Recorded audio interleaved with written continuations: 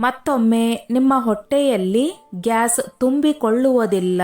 ಈ 5 ವಸ್ತುಗಳಲ್ಲಿ ಯಾವುದಾದರೂ ಒಂದನ್ನು ಸೇವಿಸಿದ ನಂತರ ನೀವೇ ಚಮತ್ಕಾರವನ್ನು ನೋಡುತ್ತೀರಿ. ನೀವು ಕೂಡ ಪ್ರತಿದಿನ ನಿಮ್ಮ ಹೊಟ್ಟೆಯಲ್ಲಿ ಗ್ಯಾಸ್, ಆಸಿಡಿಟಿ, ಹೊಟ್ಟೆ ಭಾರ, ಹೊಟ್ಟೆ ಉರಿಯುವುದು, ಹುಳಿತೇಗು ಈ ರೀತಿಯ ತೊಂದರೆಗಳನ್ನು ಅನುಭವಿಸುತ್ತಿದ್ದೀರಾ? ನಿಮ್ಮ ಹೊಟ್ಟೆ ಯಾವಾಗಲೂ ತುಂಬಿದಂತೆ ಅನಿಸುತ್ತಿದೆಯಾ? ಹೊಟ್ಟೆ ಹಸಿವಾಗುವುದಿಲ್ಲವೇ? ಸ್ವಲ್ಪ ಊಟ ಮಾಡಿದರೆ ಸಾಕು ಹೊಟ್ಟೆ ತುಂಬಿದಂತೆ ಅನುಭವ ಆಗುತ್ತದೆಯೇ? ವೈದ್ಯರ ಬಳಿ ತೋರಿಸಿದಾಗ, ಔಷಧಿಗಳನ್ನು ತೆಗೆದುಕೊಂಡಾಗ ಮಾತ್ರ ಹೊಟ್ಟೆಯ ಸಮಸ್ಯೆ ಪರಿಹಾರವಾದಂತೆ ಆಗುತ್ತದೆ. 1-2 ದಿನಗಳ ನಂತರ ಮತ್ತೆ ಅದೇ ಸಮಸ್ಯೆ ಕಾಡುತ್ತದೆ. ಸ್ವಲ್ಪ ಗಮನವಿಟ್ಟು ಕೇಳಿ. ನಾವು ಇಂದು 5 ವಸ್ತುಗಳ ಬಗ್ಗೆ ತಿಳಿಸಿಕೊಡುತ್ತೇವೆ.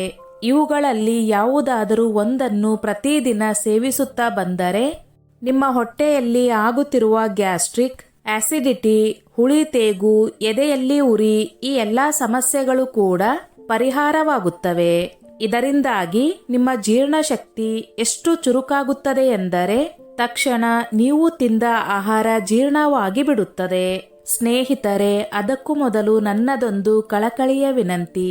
ಎಷ್ಟೋ ಜನ ವಿಡಿಯೋ ನೋಡುತ್ತೀರಿ, ಆದರೆ ಲೈಕ್ ಮಾಡುವುದನ್ನು ಮರೆತು ಬಿಡುತ್ತೀರಿ. ದಯವಿಟ್ಟು ಲೈಕ್ ಮಾಡಿ. ನಿಮ್ಮ ಅನಿಸಿಕೆ ಅಭಿಪ್ರಾಯಗಳನ್ನು ಕಮೆಂಟ್ ಮಾಡುವ ಮೂಲಕ ತಿಳಿಸಿ. ಮೊದಲು ನಾವು ತಿಳಿಯಬೇಕಾಗಿರುವುದು ಏನೆಂದರೆ, ನಮ್ಮ ದೇಹದಲ್ಲಿ ಗ್ಯಾಸ್ ಏಕೆ ಉತ್ಪತ್ತಿಯಾಗುತ್ತದೆ? ತುಂಬಾ ಜನ ಹೇಳುತ್ತಾರೆ, ಮಸಾಲೆ ಪದಾರ್ಥಗಳನ್ನು ಸೇವಿಸುವುದರಿಂದ, ಎಣ್ಣೆಯಲ್ಲಿ ಕರಿದ ಆಹಾರ ಪದಾರ್ಥಗಳನ್ನು ಸೇವಿಸುವುದರಿಂದ ನಮ್ಮ ಹೊಟ್ಟೆಯಲ್ಲಿ ಗ್ಯಾಸ್ ಉತ್ಪತ್ತಿಯಾಗುತ್ತದೆ ಎಂದು. ನಿಜವಾದ ಕಾರಣ ಏನೆಂದರೆ ನಿಮ್ಮ ಜೀರ್ಣಶಕ್ತಿ ಕಡಿಮೆಯಾಗಿರುವುದು. 1. ನಿಧಾನವಾಗಿ ಜೀರ್ಣವಾಗುವ ಆಹಾರ ಪದಾರ್ಥಗಳು ಅಂದರೆ ಮೈದಾ ಹಿಟ್ಟು ಹಾಗೂ ಜಂಕ್ ಫುಡ್ ಸೇವಿಸುತ್ತಿದ್ದರೆ, ಈ ರೀತಿ ಅಂಟಿಕೊಳ್ಳುವ ಆಹಾರ ಪದಾರ್ಥಗಳನ್ನು ಸೇವಿಸುವುದರಿಂದ ಆ ಆಹಾರ ಪದಾರ್ಥಗಳು ಸರಿಯಾಗಿ ಜೀರ್ಣವಾಗುವುದಿಲ್ಲ. ಅರ್ಧ ಉಳಿದ ಆಹಾರದಿಂದಾಗಿ ನಮ್ಮ ದೇಹದಲ್ಲಿ ಗ್ಯಾಸ್ ಉತ್ಪತ್ತಿಯಾಗುತ್ತದೆ. 2. ನೀರನ್ನು ತಪ್ಪಾದ ವಿಧಾನದಲ್ಲಿ ಕುಡಿಯುವುದು. ಊಟ ಮಾಡುತ್ತಿರುವಾಗ ಪದೇ ಪದೇ ನೀರನ್ನು ಕುಡಿಯುವುದರಿಂದಲೂ ಕೂಡ ನಮ್ಮ ದೇಹದಲ್ಲಿ ಗ್ಯಾಸ್ ಉತ್ಪತ್ತಿಯಾಗಲು ಬಹುದೊಡ್ಡ ಕಾರಣವಾಗಿದೆ. ಈ ರೀತಿ ನೀರನ್ನು ಪದೇ ಪದೇ ಕುಡಿಯುವುದರಿಂದ ನಮ್ಮ ಜೀರ್ಣಶಕ್ತಿ ಕಡಿಮೆಯಾಗುತ್ತದೆ. 3. ತುಂಬಾ ಹೊತ್ತು ಖಾಲಿ ಹೊಟ್ಟೆಯಲ್ಲಿ ಇರುವುದು. ಈ ರೀತಿ ನಾವು ಜಾಸ್ತಿ ಸಮಯ ಏನನ್ನು ತಿನ್ನದೇ ಇದ್ದರೆ ನಮ್ಮ ದೇಹದಲ್ಲಿ ಗ್ಯಾಸ್ ಉತ್ಪತ್ತಿಯಾಗುತ್ತದೆ, ಅಂದರೆ ಆಸಿಡ್ ಉತ್ಪತ್ತಿಯಾಗುತ್ತದೆ. ನಂತರ ನೀವು ಊಟ ಮಾಡಿದರೂ ಕೂಡ ಗ್ಯಾಸ್ ಉತ್ಪತ್ತಿಯಾಗುತ್ತದೆ. 4. ಯಾವುದೇ ಆಕ್ಟಿವಿಟಿಯನ್ನು ಮಾಡದಿರುವುದು. ಈಗಿನ ಕಾಲದ ಜನರು ಊಟ ಮಾಡಿದ ತಕ್ಷಣ ಮಲಗಿಕೊಳ್ಳುತ್ತಾರೆ. ಇದರಿಂದಾಗಿ ತಿಂದ ಆಹಾರ ಕೆಳಗೆ ಹೋಗದೆ ಮೇಲೆ ಗ್ಯಾಸ್ ಉಳಿದುಕೊಳ್ಳುತ್ತದೆ. 5. ಒತ್ತಡ ಹಾಗೂ ಯಾವಾಗಲೂ ಚಿಂತೆ ಮಾಡುವುದು.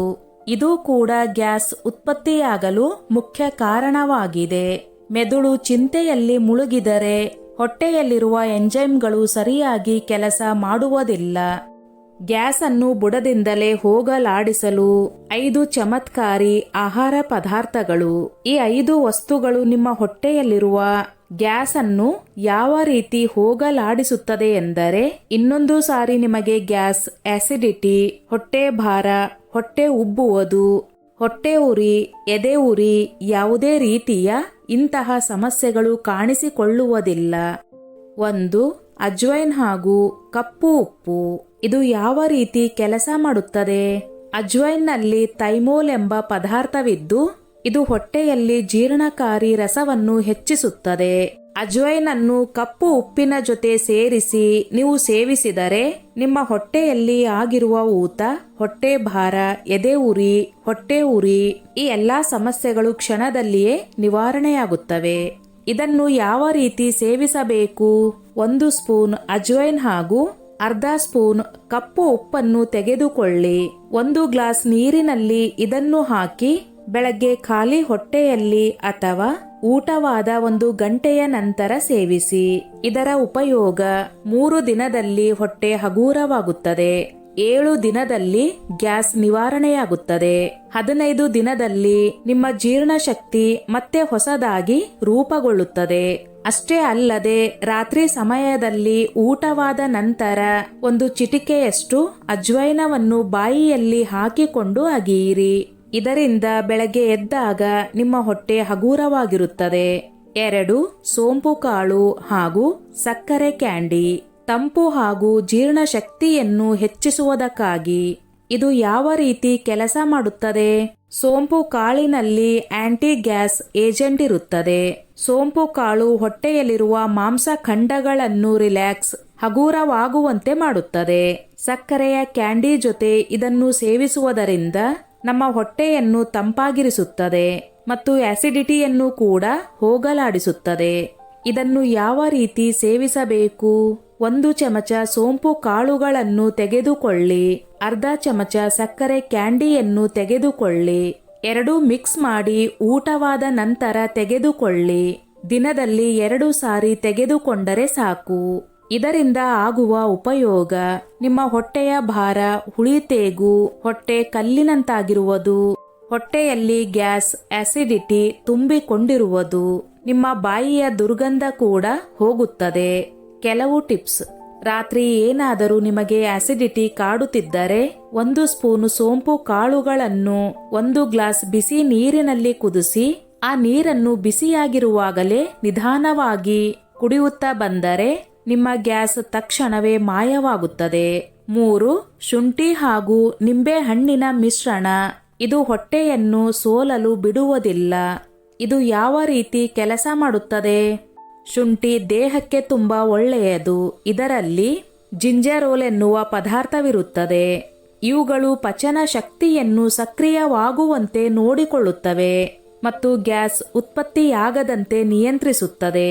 ನಿಂಬೆಹಣ್ಣು ಹೊಟ್ಟೆಯನ್ನು ಸ್ವಚ್ಛವಾಗಿಸುತ್ತದೆ ಮತ್ತು ಹೆಚ್ಚುವರಿ ಆಮ್ಲವನ್ನು ತಟಸ್ಥಗೊಳಿಸುತ್ತದೆ. ಇದನ್ನು ಯಾವ ರೀತಿ ತೆಗೆದುಕೊಳ್ಳಬೇಕು?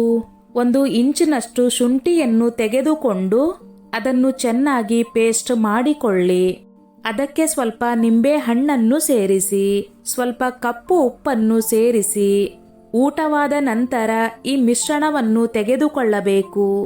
ಊಟ ಬೇಗನೆ ಜೀರ್ಣವಾಗುತ್ತದೆ, ಅನಿಲ ಉತ್ಪತ್ತಿಯಾಗುವುದಿಲ್ಲ, ಹೊಟ್ಟೆ ಭಾರ ನಿಮ್ಮನ್ನು ಎಂದಿಗೂ ಕಾಡುವುದಿಲ್ಲ. ಕೆಲವು ಟಿಪ್ಸ್: ಬೆಳಗ್ಗೆ ಖಾಲಿ ಹೊಟ್ಟೆಯಲ್ಲಿ ಶುಂಠಿಯ ನೀರನ್ನು ಕುಡಿಯುವುದರಿಂದ ನಿಮ್ಮ ಜೀರ್ಣಶಕ್ತಿ ವೇಗವಾಗಿ ಹೆಚ್ಚುತ್ತದೆ. 4. ತ್ರಿಫಲ ಪೌಡರ್, ಆಯುರ್ವೇದದ ಜಾದು. ಇದು ಯಾವ ರೀತಿ ಕೆಲಸ ಮಾಡುತ್ತದೆ? ತ್ರಿಫಲ ಎಂದರೆ 3 ಹಣ್ಣುಗಳ ಮಿಶ್ರಣ. ಆಮ್ಲ, ಹರಿತಕ್ಕಿ ಹಾಗೂ ಬಬಿತಕ್ಕಿ. ಇವುಗಳು ನಿಮ್ಮ ಶರೀರವನ್ನು ಸ್ವಚ್ಛಗೊಳಿಸುತ್ತವೆ, ಒಳಗಿನಿಂದಲೇ ನಿಮ್ಮ ಶರೀರವನ್ನು ಶಕ್ತಿಯುತವನ್ನಾಗಿ ಮಾಡುತ್ತವೆ. ಗ್ಯಾಸ್ ಅನ್ನು ಅಷ್ಟೇ ಅಲ್ಲ, ನಿಮ್ಮ ಹೊಟ್ಟೆ ಭಾರ, ಆಸಿಡಿಟಿಯನ್ನು ಬುಡದಿಂದಲೇ ನಿರ್ಮೂಲನೆ ಮಾಡುತ್ತದೆ. ಯಾವ ರೀತಿ ತೆಗೆದುಕೊಳ್ಳಬೇಕು? ಪ್ರತಿದಿನ ರಾತ್ರಿ ಊಟವಾದ ನಂತರ 1 ಸ್ಪೂನ್ ತ್ರಿಫಲ ಪೌಡರ್ ಅನ್ನು 1 ಗ್ಲಾಸ್ ಬಿಸಿ ನೀರಿಗೆ ಹಾಕಿ ಕನಿಷ್ಠ ಪಕ್ಷ 15 ದಿನಗಳವರೆಗೆ ಇದನ್ನು ತೆಗೆದುಕೊಳ್ಳಬೇಕು. ಇದರ ಉಪಯೋಗ: ಬೆಳಗ್ಗೆ ನಿಮ್ಮ ಹೊಟ್ಟೆ ಸಂಪೂರ್ಣವಾಗಿ ಖಾಲಿಯಾಗುತ್ತದೆ, ಹೊಟ್ಟೆ ಭಾರ ಕಡಿಮೆಯಾಗುತ್ತದೆ, ಗ್ಯಾಸ್ನ ಯಾವುದೇ ಅವಶೇಷ ಇರುವುದಿಲ್ಲ. ಇದರಿಂದಾಗಿ ನಿಮ್ಮ ಹೊಟ್ಟೆ ಹಾಗೂ ಮನಸ್ಸು ಶಾಂತಿಯಿಂದ ಇರುತ್ತದೆ. ಕೆಲವು ಟಿಪ್ಸ್: ಪ್ರತಿದಿನ ಬೆಳಗ್ಗೆ ನೀವು ಚಹಾ ಕುಡಿಯುತ್ತಿದ್ದರೆ ಅದರ ಬದಲಿಗೆ ನೀವು ತ್ರಿಫಲ ಪೌಡರ್ ಚಹಾವನ್ನು ಮಾಡಿ ಕುಡಿಯಬಹುದು. 4. ಜೀರಿಗೆ ನೀರು. ಇದು ತುಂಬಾ ಸರಳವಾದ ಹಾಗೂ ತುಂಬಾ ಪರಿಣಾಮಕಾರಿಯಾದ ಉಪಾಯವಾಗಿದೆ. ಇದು ಯಾವ ರೀತಿ ಕೆಲಸ ಮಾಡುತ್ತದೆ? ಜೀರಿಗೆ ನಮ್ಮ ಹೊಟ್ಟೆಯಲ್ಲಿರುವ ಗ್ಯಾಸ್ ಅನ್ನು ಸಂಪೂರ್ಣವಾಗಿ ನಿರ್ಮೂಲನೆ ಮಾಡುವ ತುಂಬಾ ಹಳೆಯ ಕಾಲದ ಮನೆಮದ್ದಾಗಿದೆ. ಇದು ಹೊಟ್ಟೆಯಲ್ಲಿರುವ ಊತವನ್ನು ಕಡಿಮೆ ಮಾಡುತ್ತದೆ, ನಿಮ್ಮ ಹೊಟ್ಟೆಯಲ್ಲಿ ಬಹಳ ದಿನಗಳಿಂದ ತುಂಬಿಕೊಂಡಿರುವ ಆಸಿಡಿಟಿಯನ್ನು ಹೊರಹಾಕುತ್ತದೆ ಮತ್ತು ಹೊಟ್ಟೆಯಲ್ಲಿರುವ ಮಾಂಸಖಂಡಗಳಿಗೆ ಶಕ್ತಿಯನ್ನು ನೀಡುತ್ತದೆ. ಇದು ಯಾವ ರೀತಿ ಸೇವಿಸಬೇಕು? 1 ಸ್ಪೂನ್ ಜೀರಿಗೆಯನ್ನು ರಾತ್ರಿ ನೀರಿನಲ್ಲಿ ನೆನೆಸಿಟ್ಟು ಬೆಳಗ್ಗೆ ಆ ನೀರನ್ನು ಸ್ವಲ್ಪ ಹೊತ್ತು ಕುದಿಸಿ ನಂತರ ಸ್ವಲ್ಪ ಬಿಸಿಯಾಗಿರುವ ನೀರನ್ನು ನಿಧಾನವಾಗಿ ಸೇವಿಸಿ. ನಿಮಗೆ ಬೇಕೆನಿಸಿದರೆ ಸ್ವಲ್ಪ ಉಪ್ಪು ಹಾಗೂ ನಿಂಬೆ ಹಣ್ಣನ್ನು ಸೇರಿಸಿ ಸೇವಿಸಬಹುದು. ಇದರ ಉಪಯೋಗ ದಿನಪೂರ್ತಿ ನಿಮ್ಮ ಹೊಟ್ಟೆ ಹಗೂರವಾಗಿರುತ್ತದೆ. ಗ್ಯಾಸ್ ಹಾಗೂ ಆಸಿಡಿಟಿಯಿಂದ ಮುಕ್ತಿ, ಜೀರ್ಣಶಕ್ತಿಯನ್ನು ಹೆಚ್ಚಿಸುತ್ತದೆ. ಕೆಲವು ಟಿಪ್ಸ್: ಅಡುಗೆ ಮಾಡುವಾಗ ಜೀರಿಗೆಯನ್ನು ಹೆಚ್ಚಾಗಿ ಬಳಸುವುದರಿಂದಲೂ ಕೂಡ ನಿಮ್ಮ ಜೀರ್ಣಶಕ್ತಿ ಹೆಚ್ಚುತ್ತದೆ. ಈ ಪರಿಹಾರಗಳೊಂದಿಗೆ ನೀವು ಯಾವ ತಪ್ಪನ್ನು ಮಾಡುವುದನ್ನು ನಿಲ್ಲಿಸಬೇಕು ಎನ್ನುವುದನ್ನು ಈಗ ನಾವು ತಿಳಿದುಕೊಳ್ಳೋಣ. 1. ಊಟವಾದ ತಕ್ಷಣ ನೀವು ನೀರನ್ನು ಕುಡಿಯಬೇಡಿ. 30 ನಿಮಿಷಗಳ ನಂತರ ನೀರನ್ನು ಕುಡಿಯಿರಿ. 2. ರಾತ್ರಿ ಸಮಯದಲ್ಲಿ ಹೊಟ್ಟೆ ತುಂಬ ಊಟವನ್ನು ಮಾಡಬೇಡಿ.